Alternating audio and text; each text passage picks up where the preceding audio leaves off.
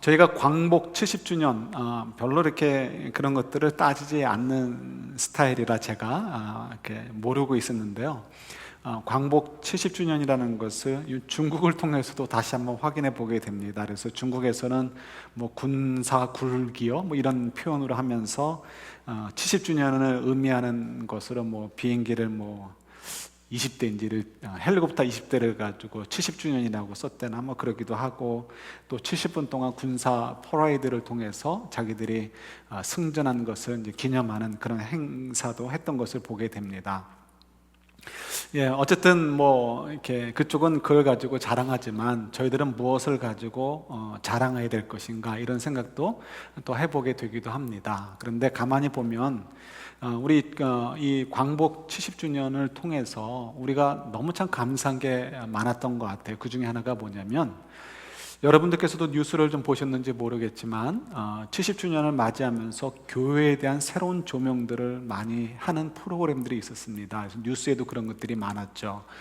우리가 좋던 또 좋아하지 않던 교회는 지금 너무 이미지가 안 좋습니다. 그래서 젊은이들 사이에서는 친구들 사이에서 그렇게 얘기한다고 하죠. 너도 교회 나가? 이렇게 얘기하는 친구들도 있다고 합니다. 그런 젊은이들도 있다는 거죠. 그만큼 교회에 대한 이미지가 안 좋은데, 그 이유는 어디 있습니까? 다른 데 있지 않고 저와 여러분들 때문에 그렇습니다. 우리 기성세대가 그 교회의 모습, 신앙인의 모습을 잘 보여주지 못했기 때문에 그러한 영향을 주었고요. 그래서 사람들로부터 조롱을 받고 비난을 받는 시대에 살고 있습니다. 우리가 억울한 면이 전혀 없는 것은 아니지만 어쨌든 간에 우리가 잘못이고, 우리의 잘못 때문에 우리 젊은이들이 신앙생활하기가 너무 어려운 시대에 살고 있습니다. 우리 이 이민교회도 마찬가지죠. 이민교회 하면 2세들이나 1.5세들이 고개를 설레설레 흔드는 이유 중에 하나가 뭡니까? 1세들은 교회에서 의견이 대립되면 싸움만 하지 왜 싸우는지 모르겠다는 거죠. 왜 의견을 맞춰서 안 맞으면 투표해서 다수의 표를 받으면 그걸 가지고 정하면 되지, 왜 죽자 살자 싸우는지 이유를 모르겠다 이거죠. 왜 그렇게 상식도 없는 행위를 하느냐, 이런 것들이 이민교회에서도 가장 큰 이슈 중에 하나가 그거고요. 또 그것만이 아니고 이런저런 이야기들로 이민교회도 점점 더 이렇게 안 좋은 이미지를 사회에 주고 있고, 한국 사람은 더 말할 것도 없는 것을 보게 됩니다. 근데 이 광복 70주년이 그런 면에서 우리에게 참 얼마나 숨을 좀 쉬게 하는, 숨통을 좀 튀게 하는 그런 일이었는지 모르죠. 아까 말씀드렸듯이 70년 전, 광복되기 이전에 한국 사회 속에서, 조선사회라고 해도 좋고요, 조선사회 속에서 교회가 어떤 역할을 했느냐가 재조명되어졌기 때문에 그렇습니다. 그래서 그때는 모든 민족 사람들이 다 절망하고, 나라를 팔아먹은 친일파들을 제외하고는 대다수의 사람들은 절망 속에 있었고, 고뇌 속에 있었고, 가난 속에 있었고, 엇박 속에 있었죠. 그럴 때 이 교회를 통해서 사람들에게 소망을 줄 수 있었고, 교회를 통해서 미래에 대한 소망만이 아니고 실질적으로 독립에 대한 소망과 그 일을 위해서 또 우리 독립운동에 앞장섰던 것들이 기독교인들입니다. 그래서 그 개독교 욕하는 사람들도 그때만큼은 그래도 옛날의 기독교는 달랐네, 옛날의 교회는 달랐네, 그런데 지금이 문제네, 이런 식으로 이야기를 하고 댓글을 달았던 것을 보게 됩니다. 우리 여러분, 이런 것들을 우리가 아주 사실대로 인정할 줄 알고, 그럴 때 우리가 변화가 될 수 있고, 우리가 사람들로부터의 이목만이 아니고 하나님께서 기대하시는 것에 부응할 수가 있는 거죠. 연휴 기간에 여러분 무슨 계획을 가지고 계십니까? 어떤 계획들을 가지고 계세요? 여러분, 좋은 영화가 있습니다. 한국 영화가 지금 세노스에서 하고 있죠. 암살이라는 영화를 합니다. 전에도 말씀드렸듯이 지금 대한민국에서 1200만 명 이상이 보고 지금도 상영을 하고 있다고 합니다. 뭐 손주분들이랑 한번 가서 보셔도 좋을 것 같고, 아니면 여러분들 가족끼리 가셔도 한번 보셔도 좋을 것 같습니다. 목장 식구끼리 가서 한번 보는 것도 좋겠고요. 그리고 시원한 냉면 한 그릇 드시고 오시면 어떨까? 그것도 좋은 연휴의 프로그램이 아닐까 생각을 합니다. 거기에 나오는 사람, 그 염석진, 이정재 씨가 맡았던 역할을 했던 사람이 얘기를 나눈 적이 있습니다. 그분이 이제 그분이라고 해야 되는지 그 놈이라고 해야 되는지, 그 사람이 독립운동을 하다가 그리고는 결국 변절을 해서 독립군을 일본 헌병대에 팔아넘기는 그런 이제 사람이 되어버렸죠. 그리고는 이 그 광복이 된 다음에 이승만 정권에 의해서 이제 고위직에 오르게 됩니다. 역사가 실제로 그랬었습니다. 그런데 이제 역사와 다른 부분이 있는데 그건 뭐냐면 그 사람이 심판을 받습니다. 어떻게 심판을 받냐면 독립군, 다른 독립군. 그래서 이 사람이 이름이 염석진이라는 사람인데 염석진이 변절했기 때문에 고난을 받았던 독립군들에 의해서 이제 그야말로 암살을 당하게 되죠. 그 사람을 찾아와서 염석진 앞에서 이 독립군들이 총을 들이대고 묻습니다. 너 왜 변절했느냐? 그때 이 염석진이라는 사람이 했던 그 대사가 참 의미가 있습니다. 이렇게 될 줄 몰랐어. 이렇게 될 줄 몰랐다는 거예요. 이해가 되시죠?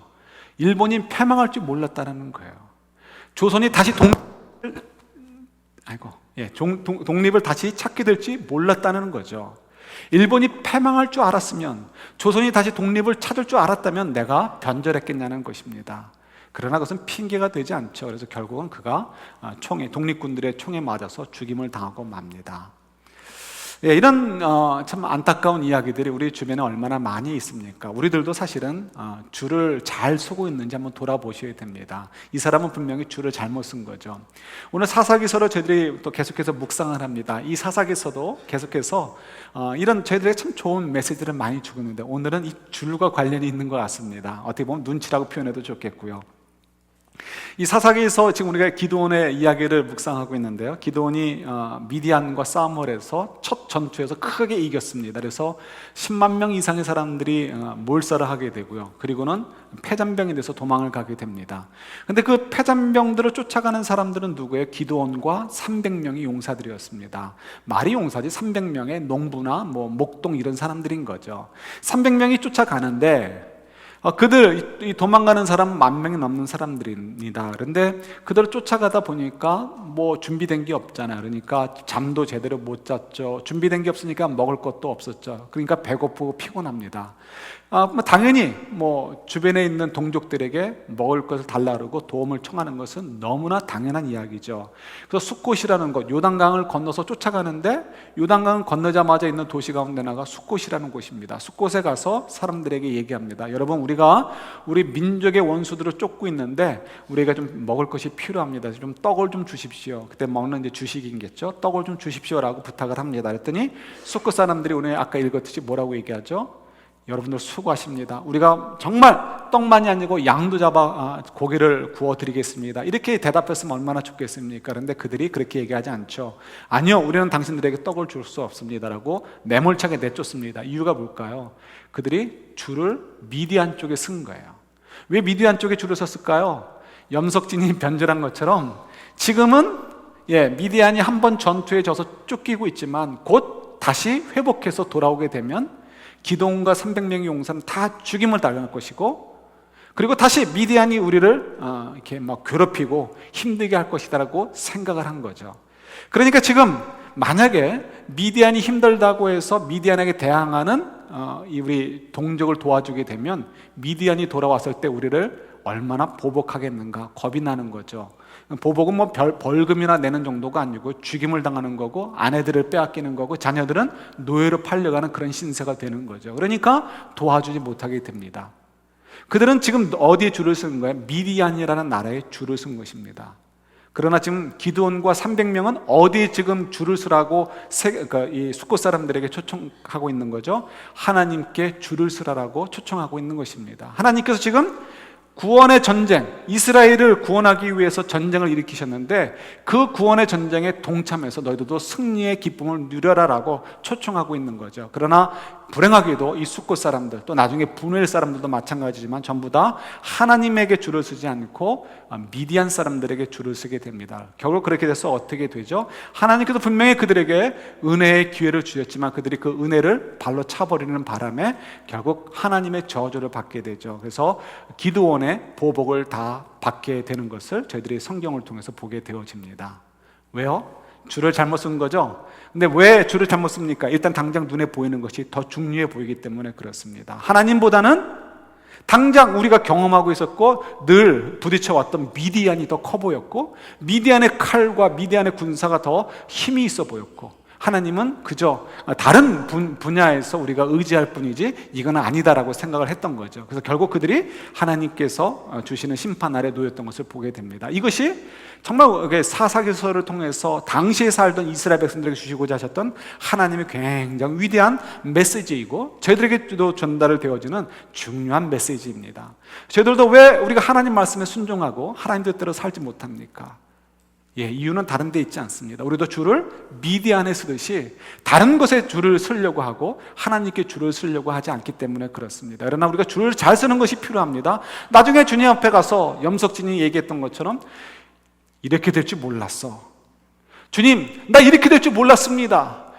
주님께서는 분명히 말씀하셨지만 나는 정말 그걸 믿지 못했습니다. 설마 이렇게까지 될 줄은 몰랐습니다라고 얘기한다고 해서 주님께서 덮어주시겠냐는 게 그렇지 않다는 거예요. 하나님께서 우리에게 용서하실 것은 용서하지만 용서하지 않으시는 일, 성령의 인도하시는 일, 성령의 거스르는 일, 성령의 인도하시는 것에 반대하고 말씀을 따라 살지 않는 것에도 하나님께서 어떻게 해요? 용서하지 않으신단 말이에요. 그런 면에서 우리 인생을 걸고 그런 삶을 살지 못했을 때 하나님께서 오케이 그냥 넘어가지 않으신다는 거죠. 그것을 사사기를 통해서 우리에게 도전해주고 계십니다. 우리가 이 시대를 살면서 우리가 하나님께서 기대하시는 것을 어떻게 이 사회 속에서 우리 인생 속에서 꽃을 피울 것인가에 대한 질문을 가져보게 됩니다. 그래서 오늘 설교 제목이 참 마음에 많이 와닿습니다. 우리는 교회에 감사하노라. 이 이야기는 라이프치 교회가 라이프치 시로부터 받은 이제 일종의 선물이기도 하죠. 여러분 너무 잘 아시는 내용이죠. 책을 읽으셨으니까 아실 것입니다. 은혜의 보고 챕터 9에 있는 이야기이기도 하죠. 아직 서독과 동독이 갈라져 있을 때입니다. 그러니까 동서가 갈라져 있는 거죠. 우리는 남북으로 갈라져 있지만 보통 우리가 그냥 얘기할 때 남북하면 경제적으로 잘 산다라고 표현 말고 좀 부유하게 사는 쪽이 북쪽이고 가난하게 사는 쪽이 남쪽이죠. 그래서 남북, 세계적으로 얘기할 때 남북의 갈등 그러면 이제 경제적으로 부한 나라와 경제적으로 가난한 나라의 갈등 이렇게 이제 얘기되는 거고요. 동서의 갈등은 이제 바로 공산주의와 이렇게 자유주의의 그 갈등을 얘기하는 것입니다. 그래서 우리하고는 좀 다르죠. 근데 이 동서를 가르는 이제 장벽이 있었습니다. 그래서 동독과 서독이 나뉘어져 있었죠. 그때 동독에 얼마나 무서웠겠습니까? 그때 라이프치 시에서 한 교회에서 기도회가 시작이 되어졌습니다. 1982년도에 기도회가 시작이 되었는데 월요일마다 모여서 기도를 했습니다.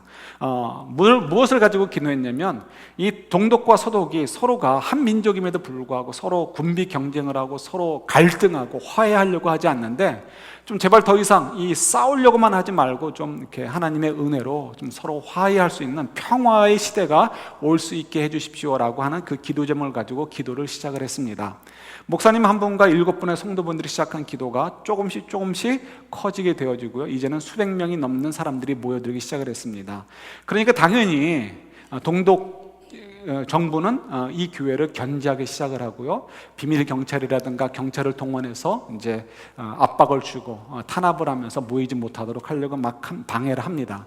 그럼에도 불구하고 이 성도분들이 함께 열심히 기도함을 통해서 점점 기도하는 숫자가 늘어나게 되었습니다. 그래서 1989년도에 이 베를린 장벽이 무너지잖아요. 그때 1989년 이제에 들어와서는 정말 많은 사람들이 모이게 되었습니다. 10월 달쯤 돼서 동독 정부가 굉장히 탄압을 했는데 그것이 오히려 기폭제가 돼가지고요.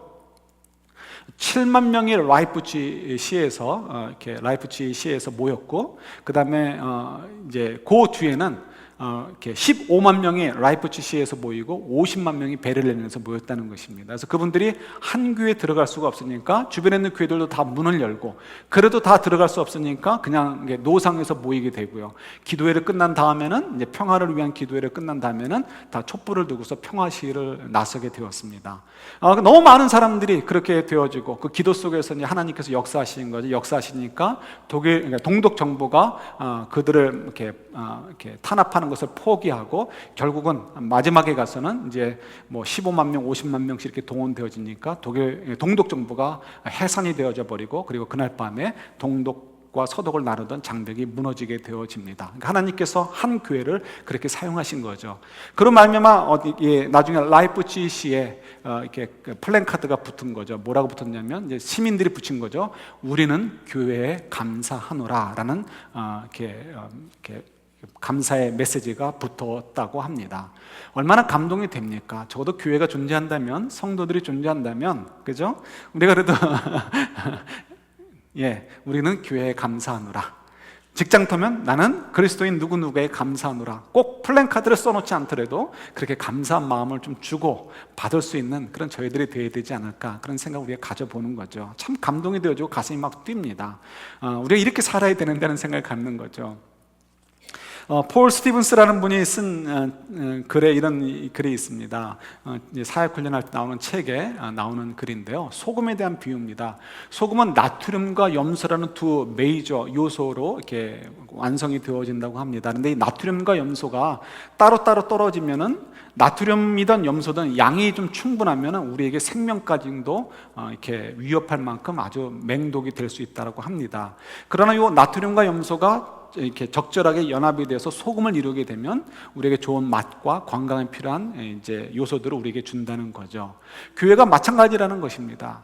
교회는 복음 전도와 사회 참여, 사회 봉사죠. 이 두 가지가 두 축이죠. 나트륨과 염소처럼 우리를 만나게 하는, 교회답게 하는 두 축입니다. 그런데 이제 이것을 우리가 잘 하지 못하는 거죠. 그래서 이 폴 스티븐스 이분의 표현대로라면, 복음 전도만 너무 강조하는 사람은 마치 예수님의 성찬식만 강조해가지고 성찬식 직전에 있었던 제자들의 발을 씻겨주면서 너희들도 이렇게 하라라는 것, 그죠? 그 선한 사마리아인의 비유처럼 너희도 이와 같이 행하라라고 했던 그 말씀들을 무시하는 것과 마찬가지라는 거죠. 그러니까 복음이 반쪽 복음이 되는 거죠. 그러면 어떻습니까? 그런 복음만을 주장하는 교회, 그런 복음만을 믿는 그리스도인들은 결국 치명적인 독과 같은 존재가 되는 거죠. 반대로 마찬가지예요. 반대로 너무 사회 봉사만, 사회 참여만 강조하게 되어진다면, 그런 사람은 예수님께서 가르친 것처럼 선한 사마리아인의 역할만 하려고 하고, 또 아니면 이렇게 제자들의 발을 씻겨준 것처럼 그렇게 섬기려고만 하고, 대신 예수님께서 나를 기념하라고 했던 그 성찬식을 소홀히 여긴다면 역시 동일하게 맹독과 같이 우리에게 유익하지 않은 그런 신앙의 형태가 될 것이다라고 얘기를 하고 있습니다. 저희 정말 맞는 것 같습니다. 그래서 저희들이 이런 이 것들을 좀 기억하면서 정말 과연 우리는 어떻게 하면 이 밸런스를 잘 맞춰가지고, 그래서 궁극적으로는 사람들로부터 우리는 교회에 감사하노라, 혹은 또 우리는 그리스도인 누구누구, 우리 각자가 교회잖아요, 누구누구에게 감사하노라라는 얘기를 들을 수 있을 것인가, 여기에 대해서 우리가 좀 주목을 하고 살아야 되지 않을까라는 생각이 갖습니다. 왜요? 그것이 우리의 인생의 목표이고 하나님께서 우리에게 이 땅에 보내시면서 우리에게 주신 사명이고 우리에게 기대하시는 내용이기 때문에 그렇습니다. 어떻게 하면 우리가 그런 이야기를 들을 수 있을까요? 마틴 루터 킹 주니어의 이야기가 참 마음에 와닿습니다. 그분이 하는 얘기가 있죠. 교회가 세상에 줄 수 있는 가장 큰 선물이 뭐겠냐는 거예요. 교회가 세상에 줄 수 있는 가장 큰 선물은 은혜와 용서의 문화를 가꾸어 주는 것이라는 거예요. 그래서 예수님의 은혜와 예수님의 용서의 문화를 가꾸어 줌을 통해서, 그래서 이 사회가 좀 더 예수님의 그 은혜와 용서의 문화가 있어지는 그 사회, 다른 말로 얘기한다면 예수를 주로 고백하고 예수의 그 은혜와 사랑으로 가득 찬 사회로 만들어 갈 수 있는 어떤 근거를 마련해주고 그런 분위기를 마련해주는 것, 그것이 바로 마틴 루터 킹 주니어가 얘기하는 거죠. 그것이 바로 교회가 줄 수 있는 가장 큰 선물이라는 것입니다. 우리가 성도로서, 믿는 자로서 어떻게 사회 속에 가장 큰 선물을 줄 수 있겠습니까? 우리가 또 공동체로서, 교회로서 어떻게 사회 속에 가장 큰 선물을 줄 수 있겠습니까? 다른 것이 아니고 이렇게 예수님의 은혜와 용서의 그런 그 복음을 가지고 이 분위기를 좀 잘 가꾸어서 우리 사회 곳곳 속에 이것을 좀 풀어헤쳐 줄 때, 그때 이 세상이 예수님의 그 의와 공평과 사랑으로 통치되어질 것이고 더 그 복음이 확산되어질 것이고, 그래서 그런 말미암아 우리가 정말 이 땅에 존재하는 어떤 근거, 이유를 좀 확인할 수 있을 것이고 우리가 복의 근원이 될 수 있는 거죠. 그러면서 저희들이 참 이 역할들을 잘 감당해야 되겠구나 하는 생각을 가져봅니다. 그런데 이것이 정말 어려워요. 왜 어려울까요? 적어도 우리 두 가지로 이렇게 생각할 수 있습니다. 첫 번째는 외부적인 요인이에요. 우리가 정말 은혜와 용서의 그 분위기, 그게 복음의 분위기죠. 사랑과 원수까지도 사랑하라는 그런 그 어떤 사랑의 그 분위기, 그 은혜의 분위기를 남기고 싶고 그러니까 나눠주고 싶은데, 이게 첫 번째로 힘든 이유가 뭐냐면 이것을 사회가 사실은 세상 사람들이, 세상이 이걸 좋아하지 않습니다. 박해를 합니다. 마치 라이프치 교회 성도들이 더 이상 군비 경쟁하면서 서로 싸우려고만 하지 말고 우리가 좀 이 하나님의 은혜와 용서를 가지고 우리가 좀 평안을 누려보자라고 기도회를 할 때 얼마나 좋은 거예요. 그러나 그걸 누가 싫어해요? 동독 정부가 싫어하는 거죠. 그러니까 핍박하고 탄압이 들어오죠. 비밀 경찰을 동원하고 직장으로 찾아오고 목사에게 협박 전화를 하고, 그럼에도 불구하고 그들이 얼마나 두려웠을까요? 그죠? 그럼에도 불구하고 그들이 그 두려움을 이기고 계속해서 기도를 했다는 거죠. 그리고 기도를 통해서 결국 베를린 장벽을 무너뜨리게 되었습니다. 그래서 라이프치히 교회의 역할이라는 것은 베를린 장벽이 너무 무너질 때 이건 빼놓고 얘기할 수 없는 것입니다. 물론 넌 크리스천들, 예수님을 믿지 않는, 교회를 드러내고 싶지 않은 매스컴들에 의해서 많이 가려졌지만 이거는 부인할 수 없는 너무나 엄연한 사실인 거죠. 정말 그렇습니다. 우리가 정말 사회 속에서 혹은 또 직장 속에서 학교 속에서 정직하게 하려고 하면요, 너만 잘났어라고 얘기하게 되는 거죠. 너만 그래, 너만 잘났어, 너만 의로워, 이런 식으로 얘기를 하니까요, 우리가 정말 이렇게 배견하기가 참 힘이 듭니다. 그래서 첫 번째, 외부적인 요소들 때문에 우리가 이렇게 은혜와 용서의 이렇게 분위기를 이끌어가는 것, 만들어가는 것, 갖고 가는 것이 얼마나 어려운 것인가 우리가 또 생각해 볼 수 있죠. 또 내부적인 요소도 있습니다. 내부적인 요소는 뭘까요? 우리 마음을 컨트롤하는 거예요. 우리 마음을 컨트롤하는 거 너무 어렵습니다. 그죠? 어떤 때는 외부의 공격이 오히려 쉬워요. 내 마음이 욱했을 때 이거 돌아오키는 거 참 어려운 거죠. 그래서 마틴 루터 킹 주니어 얘기를 또 한번 소개하면 이런 얘기가 또 기록되어 있었죠. 챕터 9에 그분이 이런 얘기를 하죠. 자기가 이제 이런 그러니까 민권 운동을 할 때 소위 바이블 벨트라고 얘기해서 남부 교회의 그 백인 목사들이죠. 그분들이 뭐라고 얘기하냐면 공산주의자다. 이게 마틴 루터 킹은 공산주의자다라고 이제 비난을 했고요. 그리고 이제 군중들, 백인들이죠. 군중들은 이 아프리칸 아메리칸을 보면서 저 검둥이들을 처형하라 이런 식으로 외쳤고요. 그리고 이제 이 시위에 나온 사람들을 가지고는 어떻게 했습니까? 경찰들이 경찰봉을 가지고 막 때리는 그런 일들이 벌어지게 됐죠. 이건 역사의 현실들이니까 벌써 이제 몇십 년 됐으니까 우리들한테는 좀 거리가 있게 느껴질지 모르지만 이 미국 땅에서는 지금도 이것이 굉장히 중요한 이슈가 되어지죠. 여전히 그 원죄가 남아 있습니다. 그래서 미국 땅은 굉장히 민감한 부분이기도 합니다. 그럴 때 이 마틴 루터 킹 주니어가 어떻게 하면 우리를 이렇게 괴롭히는 저 적들을 용서할 수 있을 것인가? 용서하고 싶은데, 은혜로 덮고 싶은데 너무 힘든 거죠. 그래서 그분의 표현이, 내가 그 사람들을 용서하기 위해서는 기도를 했어야 되는데, 기도를 얼만큼 했냐면 며칠씩, 그것도 금식하면서 기도하지 않으면 용서할 수 없었다라고 얘기를 합니다. 그만큼 용서하는 것이 어려웠다는 거예요. 우리도 다 알잖아요. 우리도 용서하는 것이 너무 힘들어요. 그러니까 이렇게 하고 그냥 치워버리고 마는 거죠. 그런데 여러분, 이게 이렇게도 돼서 되는 것이 아니고 꼭 우리가 용서해야 되는 이유가 무엇이냐? 이유는 우리가 숫꽃이나 분을 사람들처럼 되지 않기 위해서 그래야 된다는 것입니다. 하나님께서 우리에게 요구하시는 그런 내용들은 우리로 하여금 너희도 고생이나 해라 하기 위해서 주시는 것이 아니고요, 하나님께서 이 세상을 향해서 구원하시기 위한 지금 전쟁을 벌이고 계시는 거예요. 그리고 예수님께서 죽으시고 부활하심을 통해서 전쟁에서 일단 승리가 되어버린 거예요. 이미 승기를 잡아버리신 것이고 사실상 게임이 끝난 거예요. 지금 우리에게 요청하시는 것은 패잔병을 쫓아서 없애버려라, 아니면 패잔병을 쫓는 일에 너희들도 좀 도와서 먹을 떡을 좀 내놓아라, 아니면 너희들도 함께 동참하라라고 초청하고 계시는 거예요. 우린 그 일에 동참하기만 하면 이미 결정된 그 전쟁에서 이미 승리가 결정된 거예요. 그 승리에서 우리도 참여해서 하나님의 승리에 우리도 동참하게 되고 승리 잔치 속에 우리도 즐길 수 있는 그런 이렇게 권세를 우리가 하나님께로부터 받게 되는 거죠.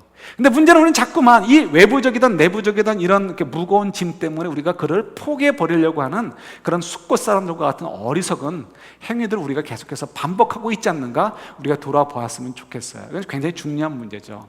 근데 여러분, 지금 저희가 말씀드렸던 것처럼 이거는 땅 짚고 헤엄치기입니다. 왜? 주님께서 이미 승리를 주신 게임이고요, 이미 예수님께서 죽으시고 부활하심을 통해서 이미 승기를 잡아버린, 이미 끝난 게임이나 마찬가지이기 때문에 그렇습니다. 그래서 이제는 우리는 패잔병들과 싸우는 것에 지나지 않고요, 우리는 그냥 발만 디뎌놓으면, 조금 괴롭더라도 발만 디뎌놓으면 그 다음에는 그야말로 하나님께서 그 승리의 그 기쁨들을 거둬주시는 그런 은총을 우리가 좀 누리고 있다는 것을 먼저 기억하셔야 돼요. 그 다음에 구체적으로 실제적으로 이것이 우리에게 어떤 유익이 있는가 한번 좀 살펴봤으면 좋겠습니다. 첫 번째는요, 두 가지 살피는데, 첫 번째는 이것은 다른 사람들에게 너무나 유익한 거예요. 그래서 그 유익이 결국 우리에게도 돌아옵니다.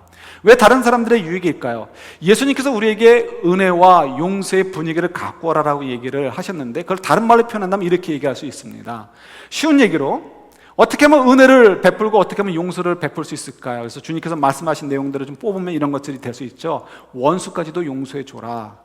한쪽 뺨 맞으면 다른 쪽 뺨도 갖다 주어라. 오리 가자면 십리 가 주어라. 이런 얘기들을 우리에게 말씀하셨습니다. 이것이 은혜와 용서의 분위기를 갖고 가는 거예요.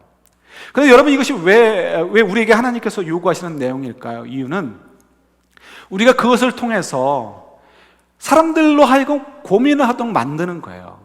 21세기 정말 너무너무 힘들죠. 우리도 다 이민 생활했어 이렇게 얘기를 하지만 분명히 20년 전과 지금은 상황이 너무 다릅니다.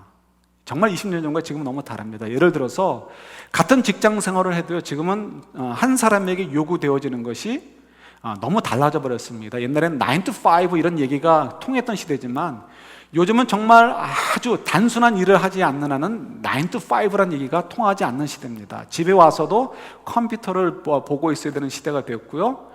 직장 사람들로부터 즉각 시시때때로 받는 이메일이나 어떤 텍스트에 대해서 응답하지 않으면 안 되는 시대가 되어져 버렸죠. 그래서 9 to 5라는 그런 노래 같은 경우는 그런 노래도 있었죠. 그런 노래 같은 경우는 지금 불려지지 않는 이유는 너무 노래가 올드 패션이 아니고 시대에 맞지 않기 때문에 그렇습니다. 그래서 똑같은 직장 생활을 해도 20년 전, 30년 전과 지금은 완전히 다른 시대에 살고 있고요. 우리 자녀들은 얼마나 더 어려운 시대에 살 것인가, 이런 참 이렇게 안타까운 마음을 가지고 보게 되어집니다. 그만큼 막 사회는 점점 사람들을 이렇게 쪼아가고 있고요. 쪼여가고 있는 거죠. 그래서 공부도 더 많이 해야 되고, 일도 더 많이 해야 되고, 그리고 그야말로 더 이렇게 마음을 쏟아 부어야 됩니다. 그러다 보니까 여유가 없어져 버렸습니다. 여유가 없어지고, 마음이 굉장히 완악해지는 거죠. 강박해지는 거죠. 왜요? 무한 경쟁 속에 살고 있고요.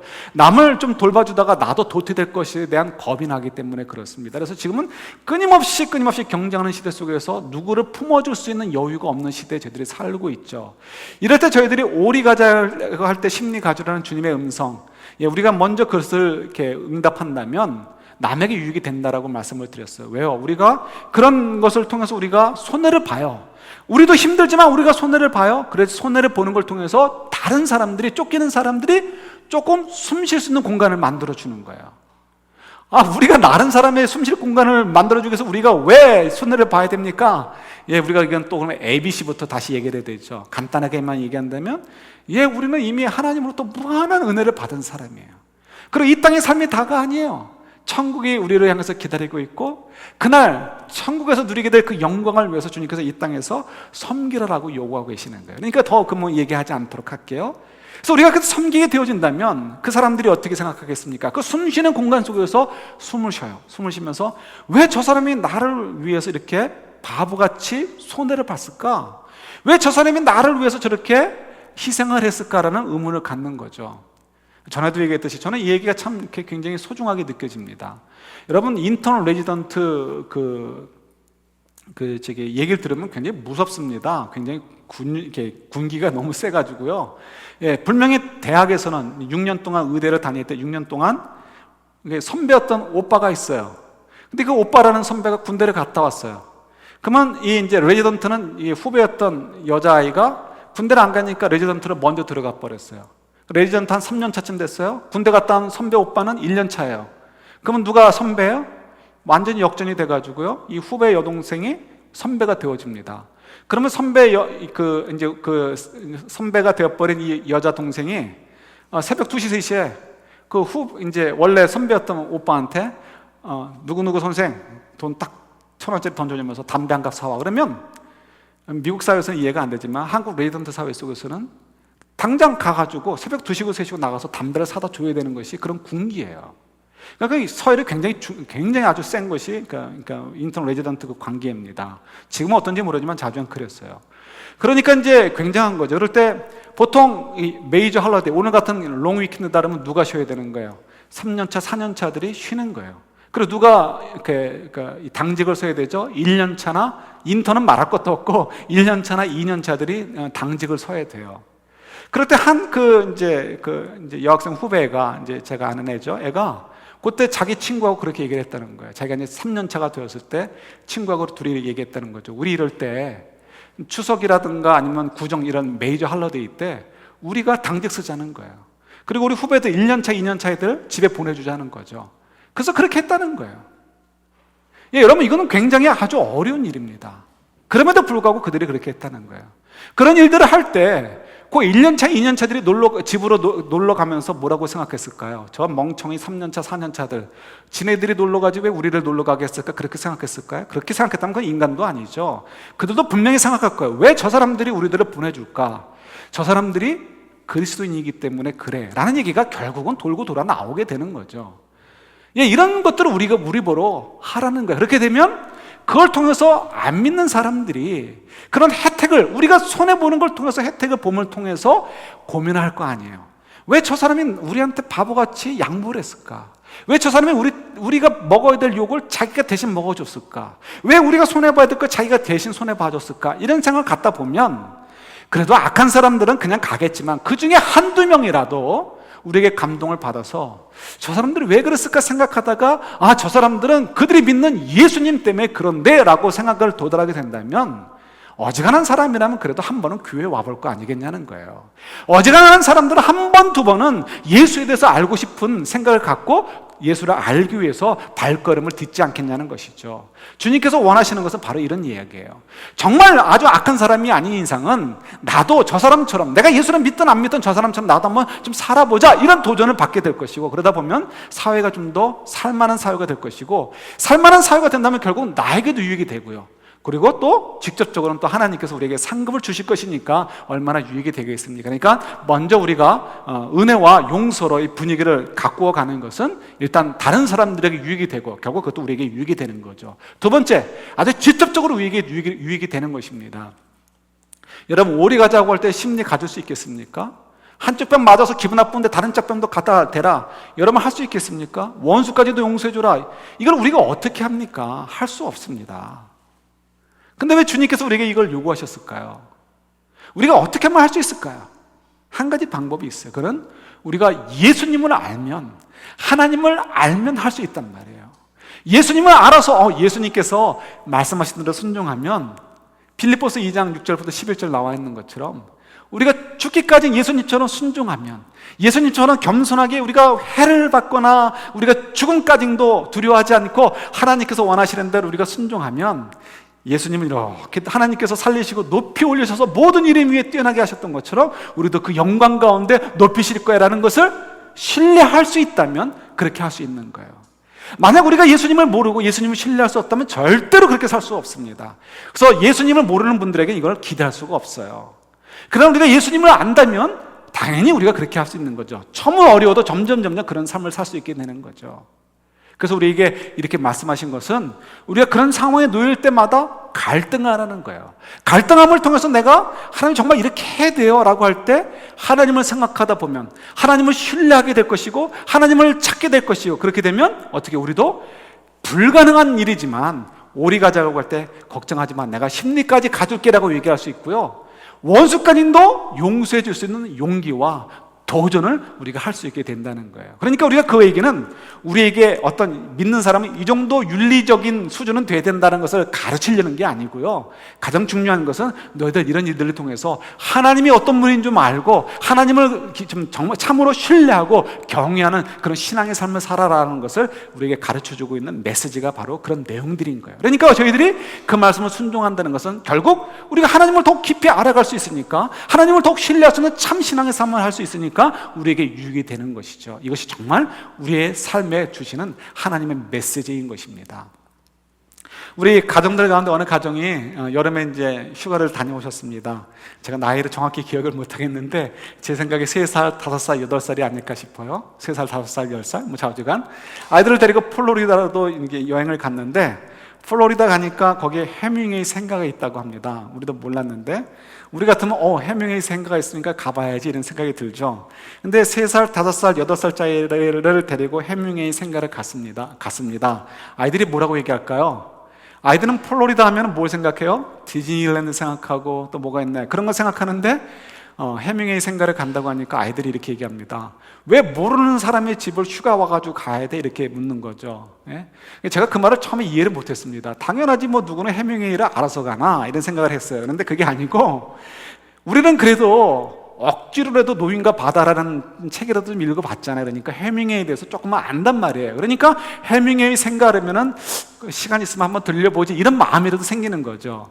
그러나 3살짜리, 5살짜리, 그다음에 8살짜리 아이가 해밍웨이를 압니까? 듣도 보도 못한 이름이잖아요. 뭐 텔레토비의 생가도 아니고 이건 정말 들어보지도 못한 사람이니까 정말 모르는 사람 집에 왜 가느냐 이런 얘기가 나오는 것이 당연한 거죠. 그래서 거기에 뭐 또 리틀 뭐 작은 그 화이트하우스가 또 그게 또 있대. 그래서 거기도 가려고 했는데 애들이 왜 모르는 사람 집에 휴가 와가지고 가야 되느냐 이렇게 물어가지고 결국 그냥 포기했다라고 얘기를 하더라고요. 예, 맞습니다.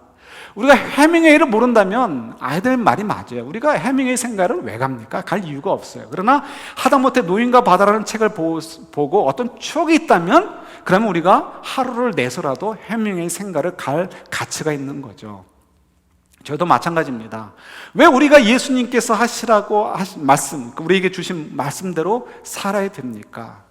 왜 우리가 예수님께서 기대하시는 대로 우리가 손해보면서 뭐 어렵게 생각할 거 없어요. 원수까지도 용서해 주려고 사는 삶, 오리가 잡을 때 심리까지 가지려고 하는 삶, 이런 삶이 바로 은혜와 용서로 영소의 분위기를 이 사회 속에서 만들어주는 삶이고 라이프 지교회 같은 그런 역할을 하는 것입니다.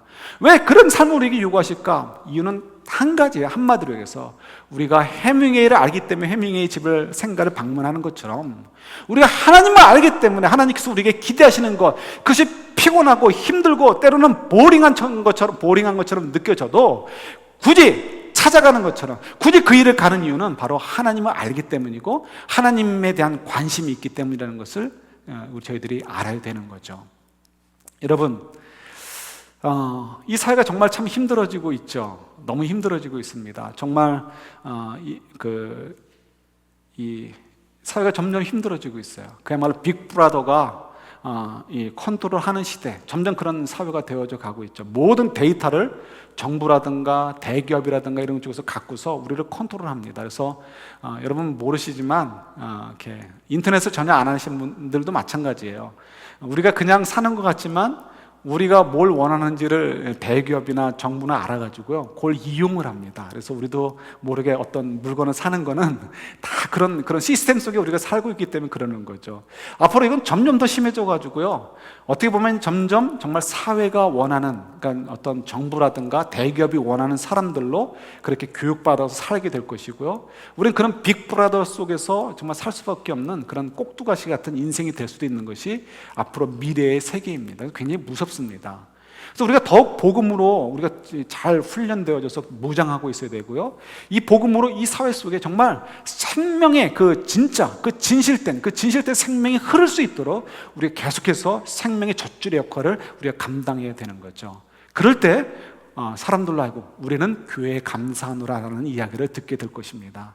그러기 위해서 여러분, 저와 여러분들이 마틴 루터 킹 주니어가 얘기한 대로 어떻게 하든지 이 세상 속에서 가장 큰 상을 주려고 애를 써야 돼요. 근데 그 상은 뭐라고요? 우리가 은혜로, 예수 그리스도의 은혜와 용서의 분위기를 갖고 가는 거예요. 그래서 우리 가정이 그런 삶으로 좀 변화되어지고요, 우리 주변 직장이나 교회나 또 우리 나가서는 미국과 한국 땅이 그런 식으로 좀 변화될 수 있도록 만들어 주는 거죠. 그럴 때 우리가 결국 어느 땐가 하다못해 우리가 죽었을 때라도 사람들이 우연히 지나가는 우리 그 세메트리 속에서 우리 비석을 보면서 이분 정말 마음으로부터라도 나는 당신에게 감사합니다라는 얘기를 우리가 들을 수 있지 않겠습니까? 우리가 인생을 살면서 그 정도 얘기를 좀 들어볼 수 있어야 되지 않겠습니까? 모든 사람들에게 얘기 들을지 못할지 모르겠어요. 그러나 적어도 다른 건 몰라도, 우리가 누군가에게 밥 한 끼 안 사줬을지 몰라도 적어도 우리가 예수의 그 복음으로 말미암아 나오는 은혜와 용서의 분위기를 우리가 있는 곳에 자꾸 갖고 오는을 통해서 그 은총을 입은 사람들이 언젠가 기억하고서요, 우리 교회를 향해서도 우리는 교회에 참 감사합니다 라는 얘기를 할 수 있고요, 하다못해 우리 비석을 보고서도 나는 당신에게 정말 감사했습니다 라고 얘기할 수 있게 되겠죠. 바라긴 정말 저와 여러분들이 그런 얘기를 들었으면 좋겠습니다. 그런 얘기를 들을 수 있는 교회가 될 수 있었으면 좋겠고, 그런 얘기를 들을 수 있는 성도들이 되었으면 좋겠습니다. 예수님의 은혜와 용서의 분위기를 가꾸어 가는 저희들, 무엇 때문에? 우리가 예수님을 알고 예수님을 신뢰하기 때문에. 그런 삶을 살아가는, 또 그런 그 신뢰 때문에 또 한 번 더 복되게 살아가는 한 주간이 될 수 있기를 우리 주님의 이름으로 축원합니다. 아멘.